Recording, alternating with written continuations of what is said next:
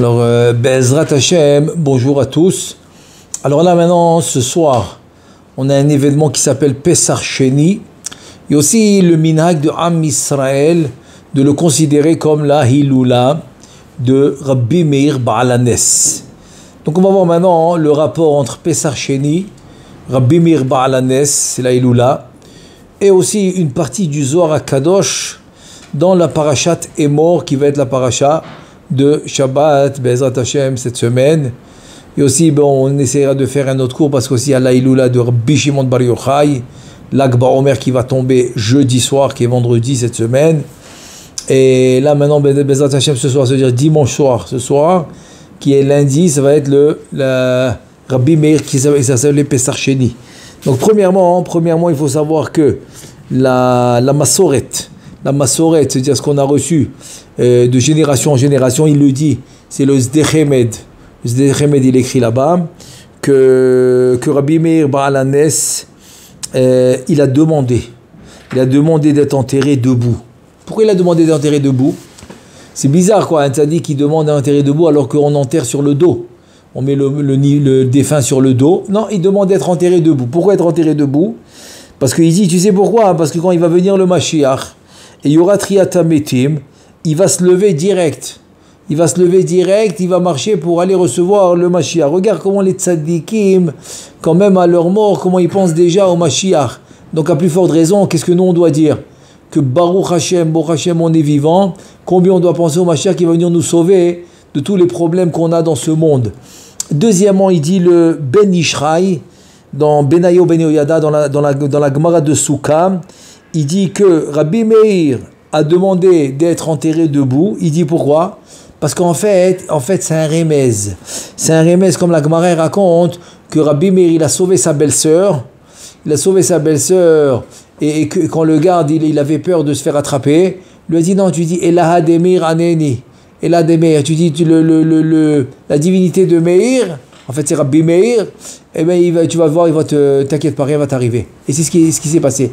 Il a réussi à sauver sa belle-sœur d'être kidnappée et d'être abusée par des goïms, et peut-être même la mort, grâce à ça. C'est-à-dire que le fait qu'ils soient enterrés debout, il dit le Ben Ishraï, c'est comme un arbre. Un arbre qui est planté, il donne ses fruits. Donc ces fruits vont faire profiter le monde entier, grâce à ces beaux fruits qu'il donne. Ça c'est premièrement. Deuxièmement, il dit un autre, il dit que le fait d'être debout, c'est pour qu'il soit toujours prêt à aider tout celui qui a un problème. Et donc on a l'habitude de faire la sgoula de Rabbi, de dire comme ça, d'allumer une bougie, c'est mieux encore de l'huile, mais ça peut être une bougie aussi. Il dit comme ça, j'allume cette huile en l'honneur, l'Ichvod, en l'honneur de la Neshama de Rabbi Meir Baal Hanes, alav shalom, et il dit comme ça, Elaha de Meir Aneni. C'est-à-dire la divinité de Meir, réponds-moi, elle a dit 2 ou 3 fois, il y en a qui disent 2, il y en a qui disent 3, donc c'est mieux de dire 3 fois, et tu fais ta demande. Et beaucoup de gens se sont fait répondre d'une manière incroyable. Là maintenant je viens avant même de continuer parce qu'en fait surtout le sujet aujourd'hui c'est de parler un peu de ce jour-là de Pesach Sheni et d'essayer de le connecter avec la paracha. Mais pendant que je vous parle, j'ai eu une histoire qui s'est passée ici à la synagogue ici qui s'appelle, comment elle s'appelle la synagogue chez nous? Rabbi Meir Baal Hanes. À la synagogue de Rabbi Meir Baal Hanes, écoutez cette histoire incroyable. Il y avait un couple un peu âgé, ils étaient dans une fête à plusieurs rues de la synagogue. Je vous dis pas à côté, et il faut marcher un bon 10 minutes, même plus. Plusieurs rues d'ici, quoi, de la synagogue. Et ils étaient là-bas, ils étaient à une fête en famille. Et voilà maintenant que la femme du père de famille, elle lui demande de garder ses bijoux, etc. Donc il prend ses bijoux, il les met dans sa poche. La poche de sa veste. Et voilà qu'à un certain moment il a chaud, donc il enlève sa veste, il la pose sur la chaise, il la met sur la chaise, et bon, comme il faisait chaud, etc., il n'a pas pensé à remettre sa veste, il quitte la salle de réception, ils ont passé un très très bon moment en famille, etc. Ils arrivent à la maison, la femme demande à son mari les bijoux. Il vient pour mettre la main dans la poche, il n'a pas de veste, elle n'est pas sur lui. Il se rappelle que la veste, il l'a laissée au à la salle de réception. Donc, après, je ne sais pas combien d'heures, etc., quand ils ont réalisé, ils courent là-bas pour chercher la veste, il n'y a pas de veste. Ils cherchent, il n'y a pas, ils cherchent, ils demandent au serveur, il laisse un numéro, il dit, si vous trouvez une veste, etc., quand vous allez mieux peut-être nettoyer la salle, etc., appelez-moi s'il vous plaît, parce qu'il y a des choses, des objets importants dans la veste, etc. Très bien. Et voilà, il sort de la salle. Après, encore même plusieurs heures, mais le lendemain, voilà que le mari et la femme en question, le couple, ils marchent exactement dans l'allée de la synagogue qui est en dehors, juste en dehors de la synagogue, il y a une allée, entre la rue Shari Chesed et la rue Agra, il y a l'allée. Donc ils sont en train de marcher sur cette allée. Nous, c'est exactement l'allée de la synagogue, là où on a la rentrée principale. On a tout le temps des tables en dehors de la synagogue qui sont posées comme ça en dehors de la synagogue. Et voilà que sur la table, le mari voit une veste qui ressemble à la sienne. Il vérifie, en effet, c'est sa veste. Incroyable, sa veste. Il voit dans les poches, intactes, tous les bijoux, tout est dedans. La veste, là, c'est pas incroyable. Il dit à sa femme, regarde, voilà la veste, voilà les bijoux, tout est là, incroyable. Il se demande qu'est-ce qui se passe. Eux, bon, comme ils sont pas du quartier, donc ils savent pas comment elle s'appelle la synagogue. La synagogue s'appelle Rabbi Meir. Ils savent pas. Et voilà, la fille, elle appelle sa fille, la femme, elle appelle sa fille qui habite ici, pas habité, elle habite ici, dans le quartier. Elle dit, ah maman, je suis content, vous avez trouvé la veste, les bijoux et tout. Mais où vous l'avez trouvé? Donc elle essaye de lui expliquer l'allée, elle dit, c'est pas possible. Mais vous l'avez trouvé à la synagogue de Rabbi Meir Baalanes. Et cette femme, tout le temps, elle allumait les nérotes avec l'huile, elle a des miraneni, bisrout Rabbi Meir Baalanes. Tout le temps, elle allumait des bougies et des nérotes au nom de Rabbi Meir Baalanes, cette femme-là, qui a priori avait perdu ses bijoux avec la veste, etc. Elle retrouve la veste avec tous les bijoux, où ça, juste à l'entrée de la synagogue qui s'appelle Rabbi Meir Baalanes. Donc ça, c'est rien que vous donnez un exemple, c'est un exemple qui m'est venu comme ça. Il y a plein d'exemples comme ça. Combien de Yeshuot, Rabbi Meir Baalanes. Donc Pesach Sheni est relié avec lui, c'est pour ça qu'on fait la Iloula aussi de Rabbi Meir Baalanes. Donc maintenant, je vais juste donner un peu je dirais qu'en résumé, avant de passer au Zohar à Kadosh. Donc le résumé, c'est comme ça, c'est qu'on ne fait pas les tachanoun, on ne fait pas les supplications depuis Mincha aujourd'hui. Depuis Mincha aujourd'hui, pas de supplication. En l'honneur de ce jour qui s'appelle Pesach Sheni. Et non plus demain, évidemment, en l'honneur qui s'appelle bien. Maintenant, c'est quoi Pesach Sheni? Juste un rappel rapide de la Torah.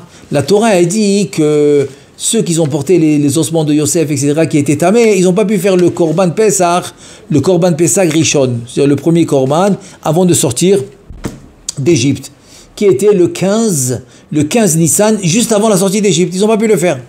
Alors ils viennent maintenant à Israël, à Moshe, ils disent, la manigara. Pourquoi nous on va perdre? Parce qu'on est impur et tout. Pourquoi on va perdre? Nous aussi on veut faire le Korban. Alors si maintenant on est impur, on ne peut pas faire le Korban, donc on l'a raté, c'est fini. Alors qu'est-ce qu'il dit Moshe Rabbeinu? Attendez, je vais demander à Kadosh Baruch Hu. Demandez à Kadosh Baruch Hu. À Kadosh Baruch Hu, qu'est-ce qu'il fait? Il voit le Ratson, il voit la volonté de Am Israël de vouloir absolument faire le Korban, Pesach, et alors qu'ils sont honnêtes, Anus Rahamana Patre, alors qu'ils sont Anus, et finalement, qu'est-ce qu'il fait à Kadosh Baruch Hu? Il demande à Moshe Rabbeinu, vas-y, tu vas écrire dans la Torah une nouvelle halakha que je n'avais pas l'intention de mettre, mais grâce au Ratson, grâce à la volonté de Am Israël, ça veut dire que la volonté de Am Israël a créé une halakha qui devient une mitzvah dans la Torah, elle s'appelle Pesach Sheni. Donc Moshe leur dit ça, ne vous inquiétez pas, le 14 Iyar, vous avez Pesach Sheni, et je vais vous dire maintenant tout de suite, toute la nafkamina, ça veut dire toutes les choses en commun, que l'homme n'a pas pu faire le premier Pesach. Aujourd'hui, je parle d'aujourd'hui, oui, ça la nafkamina. La nafkamina, c'est que c'est aujourd'hui, c'est des choses que l'homme n'a pas pu faire le premier Pesach, qui pourra faire ce Pesach. Tout de suite, on va l'expliquer. Mais rien que pour résumer, ça veut dire que quoi? Ça veut dire que la volonté de Am Israël a causé une lumière qui va descendre, parce qu'il n'y a pas de fête. Il n'y a pas de fête chez nous sans qu'une lumière descend. on soit clair. C'est-à-dire la fête, en fait, c'est la conséquence d'une lumière qui est descendue d'en haut. Une lumière spirituelle qui descend d'en haut, c'est ça qui donne une conséquence qui s'appelle la fête, qui s'appelle le Shabbat, qui s'appelle Purim, qui s'appelle Hanouka, etc., etc. Donc là, si tu me dis que la Torah, elle a dit Pesach Sheni, donc il y a une lumière, et c'est pour ça qu'on ne fait pas les supplications, Tachanoun, etc. Maintenant, un exemple de mitzvah, que celui qui n'a pas pu faire le premier Pessar, par exemple, je sais pas, il était malade, il n'a pas réussi à faire la mitzvah Vigata Lebincha, d'enseigner à son fils, de raconter la sortie d'Égypte à son fils, il pourra le faire aujourd'hui. Il pourra le faire aujourd'hui en Pessar Sheni, il peut faire la mitzvah de Vigata Lebincha dans Pessar Sheni. Aussi, le Homer, on s'abstient à cause de la mort des élèves de Rabbi Akiva, on s'abstient d'écouter de la musique, à part s'il y a une fête comme une bar mitzvah ou une brit mila en son temps, donc ça on pourra permettre, ou quelqu'un qui est vraiment très triste, on lui permet comme ça, sans que personne le voie, sans que, je veux dire en cachette, on lui permet d'écouter un petit peu pour ne pas qu'il soit triste, parce que c'est une interdiction d'être triste, et voilà que maintenant, Pessar Sheni on permet. Pessar Sheni on va permettre la musique, pour l'Irvod Rabbi Meir Baal Hanes, Pessar Sheni, et aussi en fait, c'est pas que ça. C'est la lumière que Am Israël ont réussi à faire descendre pour avoir cette fête qui s'appelle Pessar Sheni. Ensuite, le Kimcha de Pissar, il dit Rabbeinu Chaim Palaji, dans Moed Lekol Chai, c'est son livre. Dans le Siman Zain, il dit là-bas que celui qui Baruch Hashem a la richesse, etc., qu'il a ce qu'il faut, et qui peut donner de la tzedaka, alors qu'il va réunir des Talmidei Chachamim, comme Kimcha de Pissar, comme la tzedaka qu'il fait au Talmidei Chachamim avant la fête de Pessah. Il le fait aussi aujourd'hui, qui est la veille de Pessar Sheni. Aussi le Zohar HaKadosh. Le Zohar HaKadosh, il te dit, tu sais quoi c'est quoi la grandeur de Pessar Sheni, il te dit, c'est celui que Kaviachol, il n'a pas réussi à voir le roi. Le roi, donc ça veut dire Kaviachol, qu'il n'a pas eu la lumière dans Pessar Rishon, il peut l'avoir maintenant, et avant que les portes se ferment. C'est quelles portes qui vont se fermer? Qu'est-ce qu'il veut le Zohar HaKadosh? Il dit le Zohar HaKadosh, écoute bien, il dit Misham Achiva Yamim Adain Asharim Ptuchim Ki Arad Pesach Sheni Meira Keneged Shiva Yemei HaPesach HaRishon Mikan Velain Alu Et HaSha'arim. Aïe, qu'est-ce qu'il dit le Zohar? Le Zohar HaKadosh, il dit aujourd'hui, qui est on est le 13, mais ce soir c'est le 14, donc c'est-à-dire je parle de lundi. Quand je dis aujourd'hui c'est lundi, le 14, après tu as encore 7 jours. 7 jours après le 14, c'est comme les 7 jours de Pessah. Donc tu as encore les 7 jours qui vont avoir de la lumière de Pessar Sheni. C'est ça qu'il dit le Zohar HaKadosh. Il dit Kimisha Machiva Yamim, jusqu'à 7 jours, il y a encore les portes qui sont ouvertes. C'est la Yara de Pessar Sheni qui va illuminer, comme on a expliqué que la fête, c'est une conséquence des lumières d'en haut. Des lumières d'en haut qui viennent. Il te dit Keneged Shivat Yemei HaPesach. Ça veut dire qu'à partir de maintenant, c'est-à-dire du 14 Iyar, tu rajoutes 7 jours. Tu as 7 jours de lumière à partir de Pessar Sheni. Zohar HaKadosh. Le Zohar HaKadosh, il dit Yemei HaRishon Mikan Ve'elach Yin'alu Et HaSha'arim. Après, les portes se ferment. Après, les portes vont se fermer. Les portes vont se fermer après 7 jours. Ve'alken elu shelo yachlu la'asot Pesach Rishon yicholu la'asot Pesach Sheni. Donc il dit Raya Memda. C'est qui Raya Memda? C'est la Neshama de Moshe Rabbeinu. La Neshama de Moshe Rabbeinu dans le Zohar HaKadosh. Il dit tout celui dans la Parashat Be'alotra, dans la page 152. Zohar HaKadosh, il dit Moshe Rabbeinu que celui qui n'a pas pu faire le Pesach Rishon, il fait le Pesach Sheni, il a 7 jours devant lui. 7 jours. J'ouvre une parenthèse. Et comme on m'a posé la question ce matin, très belle question. Si maintenant tu me dis qu'ils n'ont pas pu faire Pesach Rishon, très bien, c'est le 15 Nissan. Pourquoi Akadosh Baruch Hu Kaviachol, il va repousser la fête 1 mois? Ça prend pas 1 mois pour se purifier. Ça prend pas 1 mois. Le plus, ça peut prendre, même 2 semaines, c'est beaucoup. Parce qu'il y a la Touma la plus forte, c'est 7 jours. Alors, tu peux dire 8 jours, le temps qui passe les 7 jours. Le 8e jour, il y a le Korban. Donc tu peux laisser passer 8 jours, 9 jours, 10 jours. Mais pourquoi 1 mois? 1 mois, pourquoi? Alors, si Ata Dishmaya, je lui ai dit, écoute, c'est quand qu'on a reçu la manne, le 15 Iyar. Ça veut dire que quoi? Ça veut dire que la lumière de la manne, c'est une nouvelle lumière qui va descendre. C'est pour ça que les 40 ans que Am Israël a reçu la manne, ils étaient dans un niveau, même que c'était après la faute du Chet HaEgel, ils étaient dans un niveau qu'on n'a jamais vu sur terre. Jamais. Ils n'ont jamais changé d'habits. Les habits ont grandi avec eux, même les enfants. Et ils sont restés les habits repassés, propres, pas d'odeur. Ils n'allaient pas aux toilettes parce qu'ils mangeaient la manne. Et c'était un niveau qui ne s'est jamais vu. Ils n'oubliaient pas la Torah. En tout cas, c'est un. Dordéa, c'est quoi Dordéa? Ça veut dire que c'est une génération de sagesse. Ça ne s'est jamais vu. Donc c'est une lumière qui va commencer le 15 Iyar, quand ils mangent la manne. Qu'est-ce qu'il fait à Kadosh Baruch Hu? Il dit maintenant, cette force-là que vous m'avez donnée, nous ose l'Elokim, parce que vous avez eu une volonté de vouloir faire ma mitzvah, tellement vous aimez ma mitzvah. Alors cette force que vous m'avez donnée, je vous rajoute 1 mois de plus. Donc c'est de là, du coup, que 1 mois, ils ont duré les matzot qui sont sortis d'Égypte. C'est comme ça.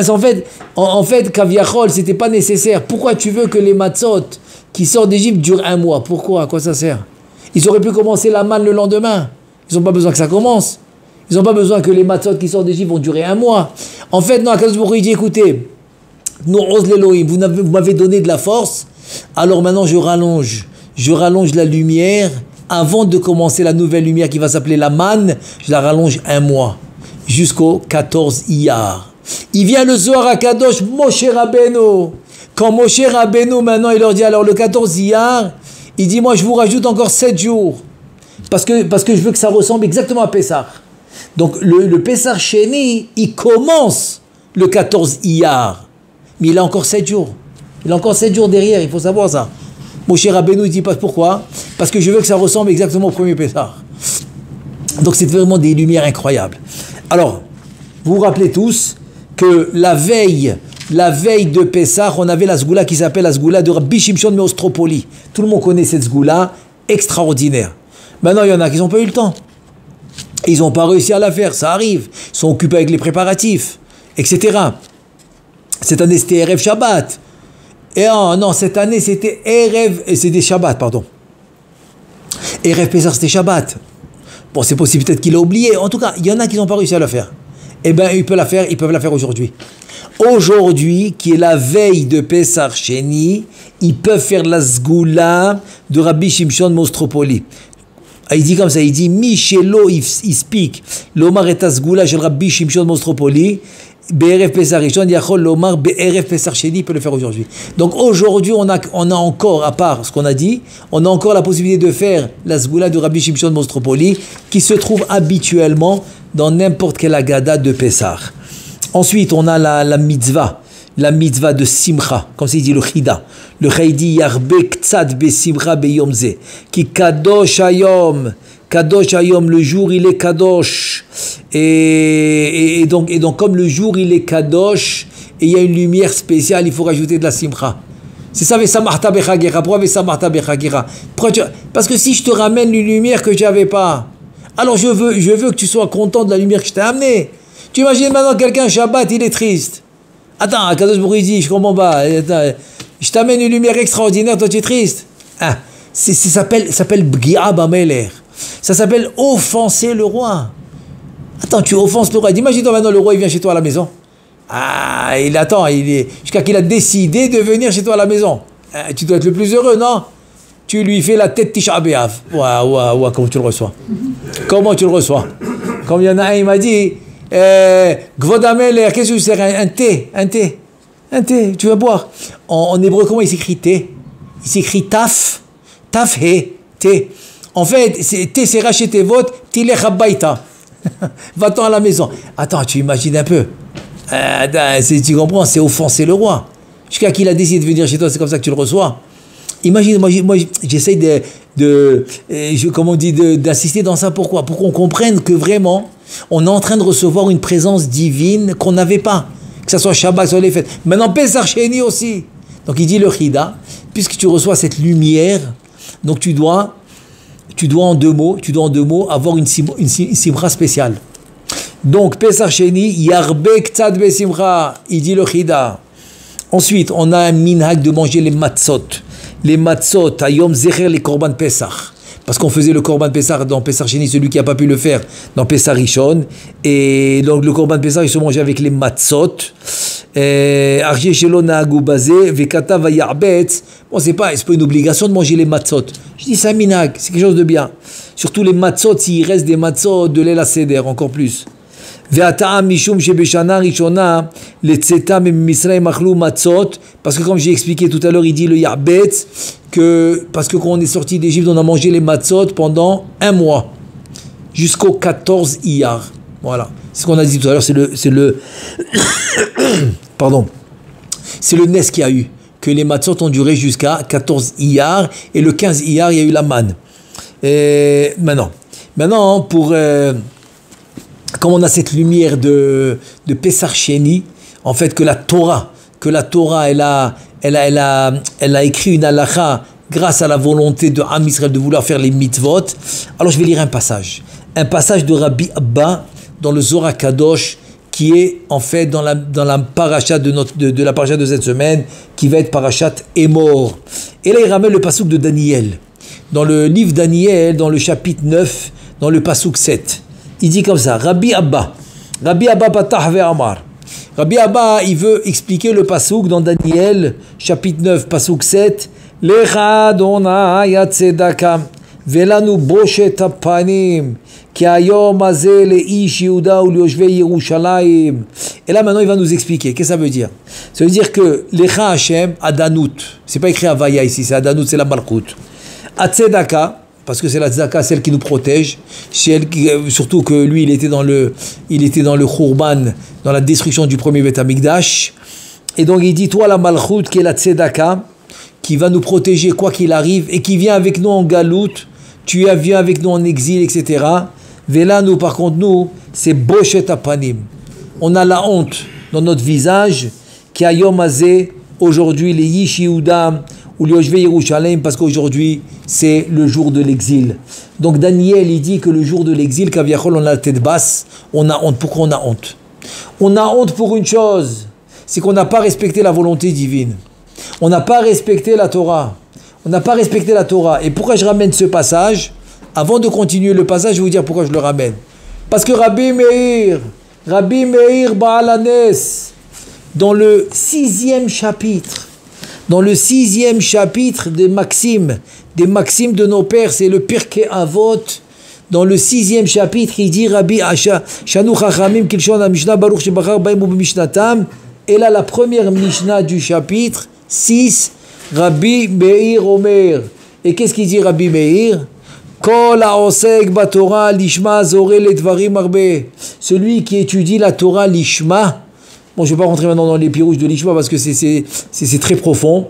Et tout celui qui n'a pas mérité tout ce qu'il dit Rabbi Meir, Rabbeinu Chaim Vital, Rabbeinu Chaim Vital, il dit, ça veut dire qu'il n'a pas fait ce qu'il dit Rabbi Meir. Parce que s'il faisait ce que Rabbi Meir il dit, c'est sûr qu'il aurait mérité tout ce que Rabbi Meir il dit. C'est incroyable. Et qu'est-ce qu'il dit Rabbi Meir? Que celui qui étudie la Torah, l'Ishma, Zoré, les Dvarim Arbe, il va être méritant de beaucoup de choses. Vélo, haute, passe. Et là, chez Kol Haolam Kulo, Kedai Hulo, tout le monde entier, il peut être ses serviteurs, tout le monde entier.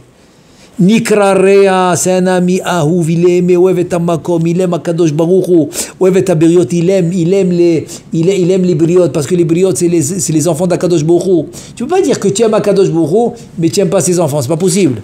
Mais sa mère est Amakom, il rend heureux son land, mais sa mère est Aberiot. En tout cas, une liste complète de choses incroyables. Il a Malchut, il a Ashirut, il a la richesse, il a tout. Incroyable. Et pourquoi il a tout ça? Torah Lishma. Alors maintenant je vous pose la question. Si maintenant on était comme ça dans ce matzav, est-ce qu'il y aurait eu la destruction du Beth Amikdash? La réponse est non. Impossible.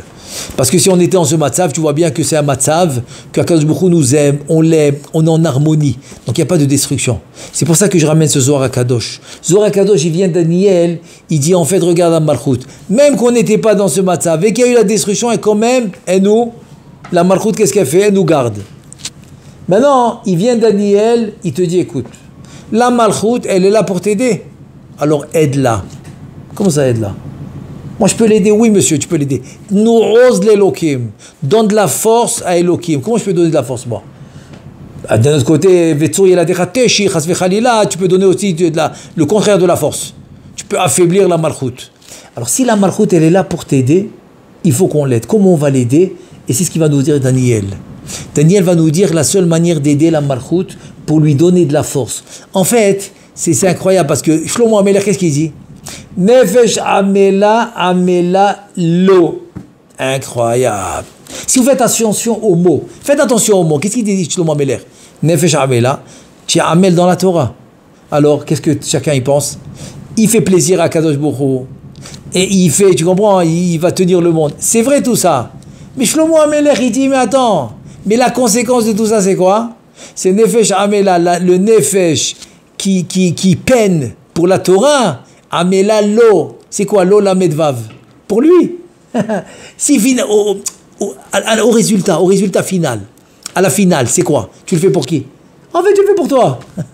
Tu le fais pour toi. C'est ça, Vikrouli Terouma. Ça devait être écrit vite, nous lis. Je peux pas te dire, tu sais quoi, prends-moi de la tzedaka parce que je dois payer quoi. Mais pas prends-moi, donne-moi de la tzedaka parce que je veux acheter des livres pour la yeshiva. Je te dis donne-moi, non, prends-moi parce que c'est toi qui prends. En me donnant, tu prends. C'est ça qui dit à Kadosh Baruch Hu. Tu es amel, tu peines pour la Torah, tu fais des efforts, et ben c'est toi qui prends. Alors premièrement, comment tu prends? On l'a dit plusieurs fois, tu prends d'abord quand tu fais par exemple des efforts plus que la mitzvah elle-même, tout ce qui est autour de la mitzvah. Quand tu mets des barrières pour ne pas enfreindre la mitzvah, tu reçois les pérotes, tu reçois les fruits, des barrières c'est des fruits, et non pas de là, parce que la Torah c'est la mitzvah elle-même, tu ne peux pas recevoir. Et sera mitzvah be'ayal maleka. Tu ne peux pas toucher la récompense de la mitzvah, mais tu peux toucher la récompense des barrières que tu as mis. Et tu peux toucher la récompense de la chana, de la préparation de la mitzvah que tu as faite. Il y a des choses qui ne sont pas obligées, mais tu les fais pour préparation pour la mitzvah. Là, tu vas toucher vraiment les fruits. C'est comme ça que tu peux réussir dans la vie. Tu peux toucher les fruits en faisant la préparation, en faisant des efforts supplémentaires à part la mitzvah elle-même. Sur tout ça, tu touches. Sur la mitzvah, tu ne peux pas parce qu'elle est payée en haut. Alors voilà. Alors là, maintenant, comment on peut aider la malchoute? Il dit Daniel. Il dit Zakaen eno Israël. Ça veut dire que c'est Rabbi Abba qui comprend ça dans le passouk de Daniel. C'est comme ça que Rabbi Abba explique le passouk de Daniel. Zakaen enon Israël. Il dit heureux le Am Israël. Dekucha berichu itre'e. Beumikol amin. Écoutez bien. Akadosh Baruch Hu, il a choisi tous les Am Israël de tous les peuples. Il faut savoir ce que ça veut dire. Il a choisi. Il a choisi en tant qu'individu, comme le monde, il comprend que c'est un homme et lui c'est un homme. On est tous des hommes. Il dit non. C'est quoi la distinction de Am Israël? Que là, tu viens, tu me dis, Rabbi Abba, dans le passouk de Daniel, tu me dis que quoi? Qu'il y a un choix qui s'est fait. Et Akadosh Baruch Hu a choisi Am Israël, pourquoi? Ça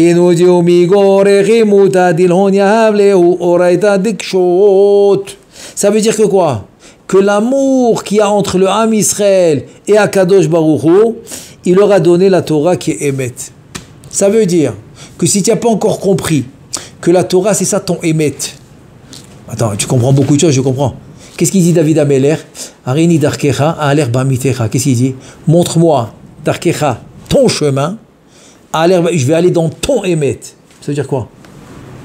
Ton émet, ça veut dire quoi? Montre-moi le chemin, montre-moi le émet, tout va bien. David Ameler, il dit, tu sais, à Kadosh Baruch Hu, tu le sais, moi aussi je le sais. Je ne peux pas te mentir, moi aussi j'ai mon chemin. Moi aussi j'ai mon chemin, moi aussi je comprends des choses. Tu nous as fait avec un sechel, tu nous as fait avec une intelligence. La frine Benio Bemenlaïla. Si tu as donné ça au coq, de voir la distinction entre le jour et la nuit, alors à l'homme aussi tu lui as donné cette force de comprendre des choses. Donc j'ai mon chemin, j'ai mon émet, j'ai ma vérité. David Ameler, il dit s'il te plaît Hachem, sauve-moi de ça, je ne veux pas ma vérité, je ne veux pas mon chemin à moi, je le veux à toi. Areni darkecha, je veux ton chemin. Je veux ta vérité. Donc c'est ça la Torah. La Torah, c'est de comprendre la vérité d'Hachem et de suivre la vérité d'Hachem, même si tu comprends, même si tu ne comprends pas. Et là, tu as toutes les choses. Et là, maintenant, voilà, c'est l'histoire de Shlomo qui nous a raconté, que je vous ai promis que j'allais vous raconter, que Shlomo il nous a raconté tout à l'heure. Et bien ça, c'est l'histoire d'une famille en Chutz Laaretz qui vont dans les montagnes pour faire un pique-nique. Ils aiment bien les pique-niques comme ça dans les montagnes. Attends, c'est de l'air pur, etc. C'est bon pour la santé. Ils vont en famille, très très bien. Ils amènent tout, le repas. Ils ont pour Netilat Yadayim. Ils sont organisés, tout va bien. Ils font leur pique-nique, ils font leur motzi, le sel, alcool, korban echat hakremel, ils mettent le sel, tout ce que vous voulez. Il y a ce qu'il faut. Ils arrivent à Birkat Hamazon, ils ont oublié les Birkonim. Ils n'ont pas les livres pour faire Birkat Hamazon. Et le père, il demande à son fils, s'il te plaît, va dans la voiture, amène-nous les Birkonim, je les ai amenés. Moi, je quitte jamais la maison sans les Birkonim, sans les livres de prière pour faire le Birkat Hamazon. Jamais. Va les chercher. Il dit, papa, 15 minutes pour aller, 15 minutes pour revenir. C'est une demi-heure. Après, toi, tu vas passer au moins 15-20 minutes pour faire ton Birkat Hamazon. Moi, j'avais un chavruta comme ça. Je vous promets. Je l'ai vu. Attends, c'est une conseil. Je vous dis ce que j'ai vu. Même pas besoin de promettre. Laissez tomber. Je vous dis ce que j'ai vu. Je l'ai vu. C'était ma chavruta. Jamais il faisait son Birkat Hamazon moins que 15 minutes. Et je vous dis, c'est difficile. C'est difficile. Je l'ai fait une fois très, très, très doucement. Je ne sais pas si je suis arrivé à 10 minutes. Je suis pas arrivé à 10 minutes, très doucement. Et lui, il s'est mis dans le truc, il dit c'est ça ma vraie. Comme ça, il me disait, qu'est-ce qu'il me disait? Il me dit c'est ça ma vraie shtadlout pour moi, pardon, ça, c'est celle-là. Et le Ben Ishra, il dit rajoute dans un Rachaman si tu as des dettes. Des dettes à la banque, des dettes, toutes sortes de dettes, rajoute dans un Rachaman. Et dans Shomer Tefila, tous les dettes que tu as, tu vas les payer, tous. Tu vas tout payer, rajoute. Et où il dit dans un Rachaman. Après, il dit aussi, Shomer Tefila comme le Harizal. Le Harizal, il dit, il faut toujours faire tchouva et parnassa dans Shomer Tefila. C'est ça qu'il faut, pas autre chose, non, tu le fais dans Elokai Netzor. Elokai Netzor, à la fin, tu fais tout le reste. Mais dans Shomer Tefila, toujours, tu es choser bit tchouva et tu demandes parnassa, tout le temps. Donc, tu demandes aussi pour les dettes. Ben Ishra, il dit dans Rachaman. Dans Rachaman, tu demandes de payer toutes tes dettes. En tout cas, je vous dis, moi, Chavruta, il faisait 15 minutes tout le temps. Et je vous dis, il me racontait des miracles incroyables. Incroyables. Avrer, comment il gagnait sa vie d'une manière mamash bébé kavod. Comme il faut. Et le père, il entend ce qu'il dit son fils, ok. 15 minutes pour aller, 15 minutes pour revenir. Moi, je vais faire 15-20 minutes de Birkat Hamazon, tu as raison.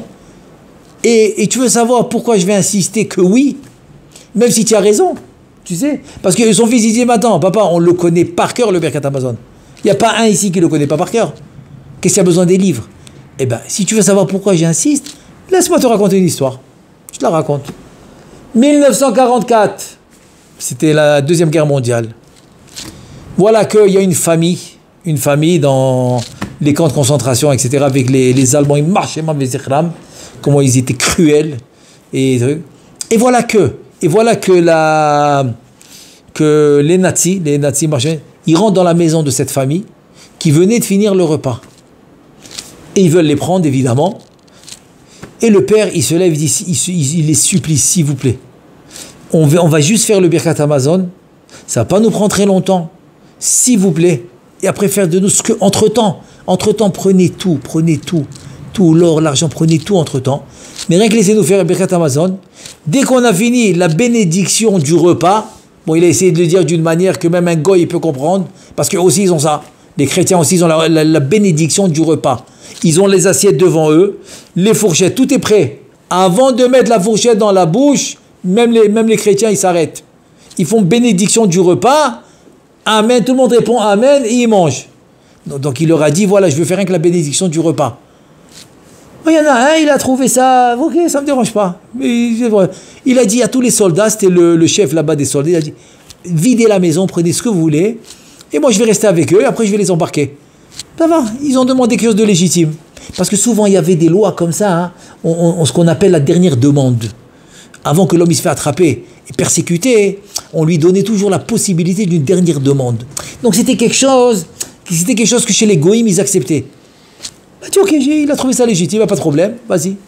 Faites, tout le monde en train de faire Birkat Hamazon, mot à mot.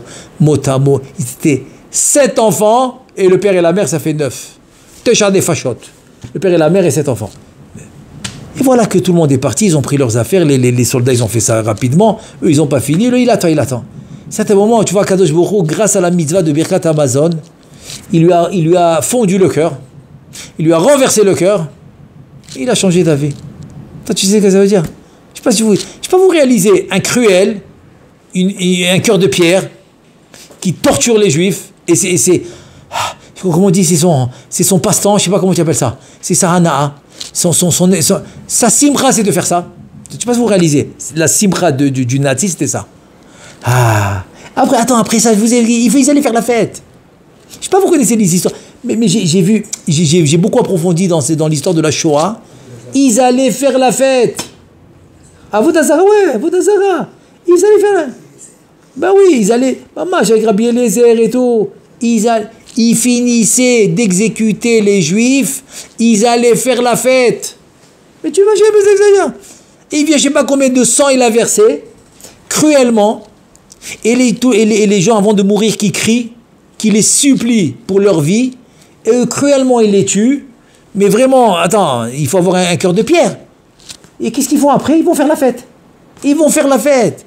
Tu imagines un peu de quoi on parle? Et celui-là, Pitom, il a eu pitié. Qu'est-ce qu'il a eu pitié? Il n'a pas eu pitié. C'est à Kadosh Baruch Hu, grâce à la mitzvah de Birkat Hamazon, il lui a renversé le cœur, il lui a fait fondre le cœur. Il a dit, je ne sais pas qu'est-ce qui m'arrive, mais la vérité, j'ai pas envie de vous tuer. Non. Alors qu'est-ce qu'on fasse? Eh bien, il y a un dernier train qui va aller à Londres. Vous le prenez. Allez, je ne veux pas vous voir. Allez, avant que je change d'avis. Parce que lui-même, il l'a fait de force, il ne comprenait pas. Lui-même, il dit, je ne comprends pas. Alors, avant que je change d'avis, allez-y. Bon, le père, il a écouté ça, il a dit, bah, attends, mais je ne réfléchis pas deux fois. Il a pris tous les 7 enfants. Lui, ils arrivent là-bas, combien il y a de places? 8. Il manque une place. Ils ne peuvent pas laisser quelqu'un. Qu'est-ce qu'il fait le père? Vite, Baruch Hashem, le juif, il travaille vite dans la tête. Il y a la petite fille, elle est petite, la plus petite. Elle rentre dans la valise. Il voit la fille, il voit la taille de la valise. Il dit, celle-là rentre dans la valise. Il a regardé, personne ne le voit. Que personne ne le voit, il s'est mis sur le côté. Tous les enfants l'ont caché. Il a rentré la fille dans la valise. Et il a dit, voilà, 8 places. 8 places. On est bon, 8 places. Il s'est dit, s'il est resté 6 enfants et les parents, ça fait 8. Et évidemment, dans le train, il a ouvert la valise. Elle s'est assise avec eux, il n'y a pas de problème. Ils sont arrivés, ils ont été sauvés. Le père, il dit à ses enfants, cette fille qui était dans la valise, qui a été sauvée grâce à Birkat Hamazon, c'est ma mère, c'est votre grand-mère. Donc grâce à elle, on est tous là. C'est ma mère. Oh, c'est elle qui était là-bas. C'est-à-dire que c'est mon grand-père qui a fait ça. C'est mon grand-père qui l'a mis dans la valise. Donc grâce à elle, grâce à mon grand-père qui l'a mis dans la valise, on est là, moi je suis là, vous êtes là, on est tous là. Et tout ça, c'est grâce à Birkat Hamazon. Donc tu veux que je commence à réfléchir? Non. Tu vas pas prendre 15 minutes pour aller, 15 minutes pour revenir, 15 minutes pour revenir. Et tu penses que c'est ça que je vais faire, et si tu vas pas toi, moi je vais aller. Le père, le fils, il a dit non, c'est bon. C'est bon, tu vas, non. Le père, il a dit, tu veux pas aller, moi je vais aller les chercher. Et jusqu'à mon dernier jour, je vais aller encore chercher les livres, je vais faire Birkat Hamazon. Le fils a dit non, c'est bon, j'ai compris, je vais aller. Il a couru. Ça prenait 15 minutes pour aller, 15 minutes pour revenir. En 20 minutes, il était déjà de retour. Tellement il était ému de cette histoire. Il n'est pas parti en marchant, il a couru. Il a couru pour chercher les livres. Tellement il était ému de cette histoire. Donc ça, c'est ce qu'on voit. Ça, c'est Rahimuta. C'est l'amour d'Akadosh Baruch Hu, il a donné la Torah Emet. Tu fais quelque chose sincèrement. Regarde comment il renverse la situation. Les Minda, Orcha de Malka Kadisha. Parce que c'est ça qui va te donner la voix d'Akadosh Baruch Hu, c'est la Torah. Tu écoutes la Torah. Quand je dis la Torah, c'est l'ensemble de la Torah. Pas de distinction.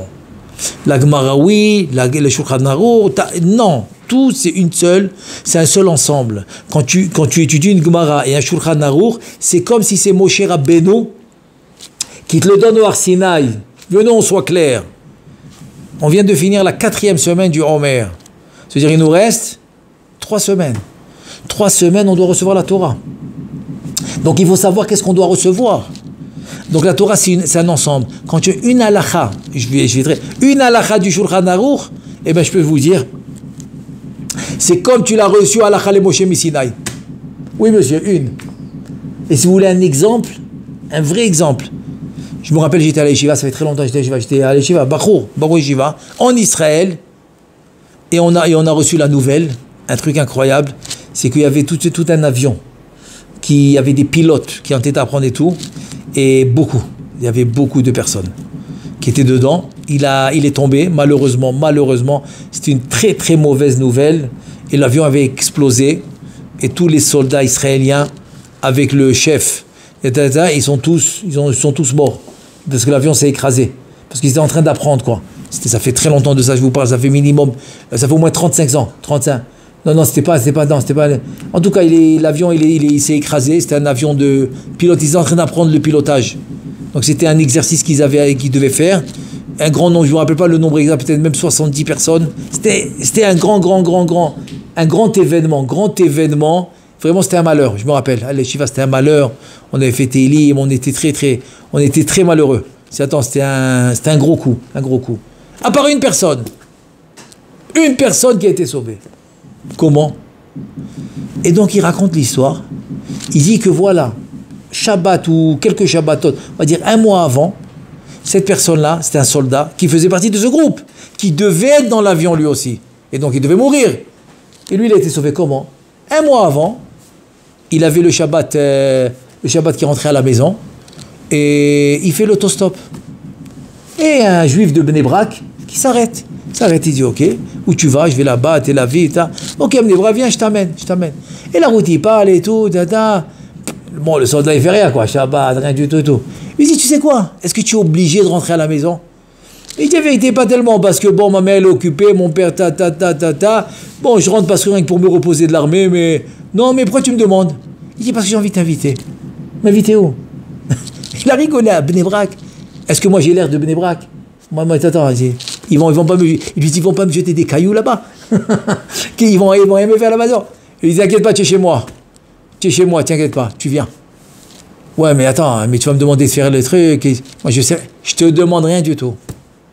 Tu peux dormir si tu veux. Allez, tu dors tout le Shabbat. Je te demande rien du tout. Je t'invite. Samedi soir, tu es libre. Ok, tu me demandes rien. Je te demande rien. Ils vont pas me jeter des cailloux. Non. Ok, je viens. Il est venu.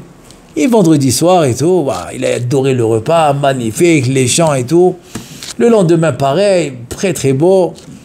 Mais bon, comme c'était prévu, le balabé, il n'a rien demandé, lui, il vient pour partir, il dit, écoute, j'ai respecté ce que je t'ai dit, je t'ai rien demandé, tu as respecté, magnifique. Est-ce que tu avais le Shabbat? Adoré le Shabbat. Blindédé, il lui a dit, Blindédé, mais s'il te plaît, moi maintenant je vais te demander quelque chose avant de partir. Quoi? Prends sur toi quelque chose, la plus petite qui peut exister. Mais je peux pas, tu sais, je suis à l'armée, tu vas me demander Shabbat. Je te demande pas Shabbat. Qu'est-ce qu'il a demandé? Un truc incroyable. Il a demandé une mitzvah qui est écrite dans le Shulchan Aruch. Laquelle? Comment attacher les chaussures? Il dit le Shulchan Aruch, c'est la Gemara dans Brachot qui amène une marloquette. Est-ce qu'il faut attacher le droit, le gauche, etc. Bekitsur, la Gemara, la conclusion de la Gemara, c'est le Shulchan Aruch. C'est quoi? C'est la pshara. C'est le compromis. C'est quoi le compromis? Tu vas mettre la droite en premier, ensuite la gauche, mais tu vas attacher la gauche, ensuite tu vas attacher la droite. Voilà, c'est le compromis. Qu'il faut attacher avant, qu'il faut mettre avant. Alors il y a une marloquette, et la Gemara dit on fait les deux, on fait un compromis. Il s'appelle l'in'ol. On met la chaussure de droite en premier, ensuite on met la chaussure de gauche, ensuite on attache la gauche, et ensuite on attache la droite. Il lui a dit c'est tout? Il lui a dit oui. Eh ben c'est bon, je prends, c'est bon, je prends. Alors dès qu'il sort de là-bas, il n'a pas le choix maintenant, chaque fois qu'il met les chaussures, il fait attention. Il met la droite, ensuite la gauche, il attache la gauche, ensuite il attache la droite. Très bien. Et voilà que, Baruch Hashem, un mois comme ça, il s'habitue, il le fait.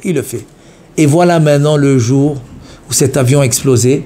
C'était 3h ou 4h du matin. 3h du matin, ils ont réveillé.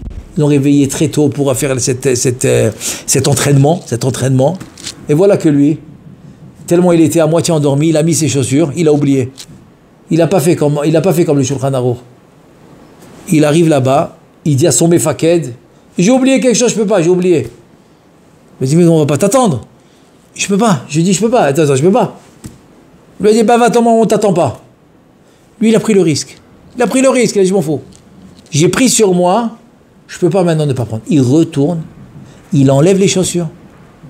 Il les remet maintenant comme il faut. Il met la droite, il met la gauche, il ferme la gauche, il arrive là-bas, ils sont partis. Ils l'ont pas attendu. Ah, il était déçu, mais qu'est-ce que tu veux que je fasse? Bon, moi, j'ai respecté ce que j'ai pris sur moi. Et voilà que l'avion a explosé, tout le monde est mort. Tous. Attends, c'était une nouvelle très, c'était très, je me rappelle. Ah, c'était très malheureux comme nouvelle, c'est parce que c'était un grand groupe d'élite. C'était un grand groupe d'élite, etc. Et voilà qu'il a été sauvé. Regarde-moi ça. Je te parle d'une halakha de Shulchan Aruch. Donc la Torah, c'est l'ensemble. Même le Shulchan Aruch. Une halakha de Shulchan Aruch lui a sauvé la vie. Évidemment, après, il a fait tchouva. Aujourd'hui, c'est un avrer. Il a fondé une famille extraordinaire. Torah, mitzvot, comme il faut. Parce que la Torah, c'est un ensemble. Même une halakha du Shulchan Aruch. Alors, je finis le passage de Rabbi Abba. Alors, regarde ça. Tout celui qui prend sur lui la Torah, et c'est ce qu'on doit recevoir dans 3 semaines, tu as pris avec toi Akadosh Baruch Hu. Tu l'as avec toi Akadosh Baruch Hu. Ça veut dire que tu as à tes côtés Akadosh Baruch Hu, grâce à la Torah que tu as acceptée. De Oraita Kola Sheme de Akadosh Baruch Hu avait, il dit le Zohar Akadosh, écoute bien, les mots de la Torah, c'est des noms d'Akadosh Baruch Hu, qui sont séparés d'une manière que tu peux les lire comme tu les lis. C'est vrai comment tu les lis. Mais si tu mets les mots collés, c'est tous des noms d'Akadosh Baruch Hu. Quand on l'a reçu, il fallait combien qu'on la lise. Donc elles sont séparées comme elles sont aujourd'hui pour qu'on puisse la lire. Mais c'est tous des schémas d'Akadosh Baruch Hu, la Torah.